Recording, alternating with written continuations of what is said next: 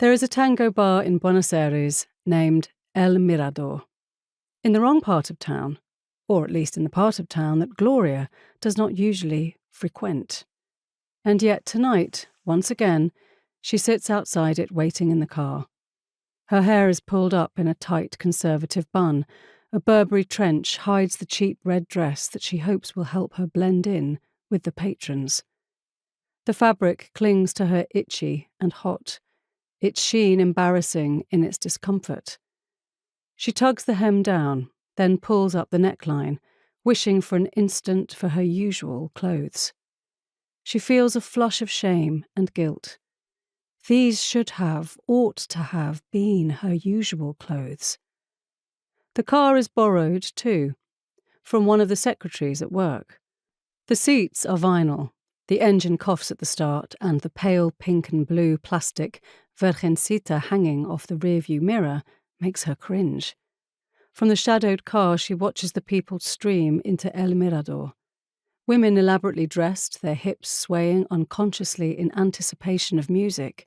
Men in worn but immaculately maintained old suits and jaunty fedoras, flirting, laughing, calling out indiscriminate, though creatively phrased compliments to the women. The music and the laughter and the elaborate dance of seduction almost hides the melancholy Gloria knows dwells just beyond the narrowing circle of light that spills out from the bar. Perhaps tonight she will gather up the courage to leave her car, to ignore the chafing of the dress against her legs, to walk into that circle of light.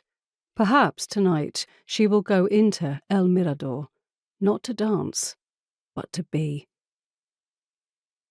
People forget too easily, Gloria has long thought, or perhaps it is a deliberate, measured erasure of memory, like her parents wiping away all that came with her birth. Her son has none of her past, not even the shadow of the malevolence that she has long sensed around herself.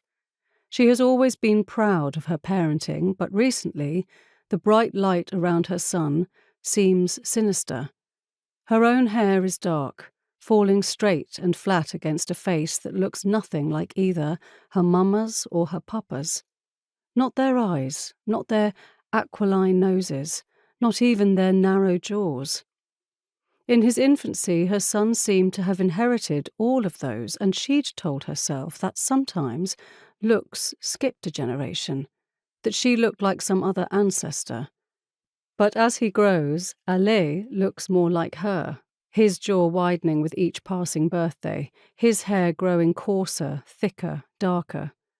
Sometimes she catches Papa looking at her child, and even through his love, his face grows inscrutable. Perhaps this is why she has started seeking out the dark places where Papa says she must not go. To the courthouse and the main library, and more recently to the database held at the Durand, even though hospitals terrify her. She has even been to the website of the old women who gather every Sunday in the plaza, although she refuses to contact them.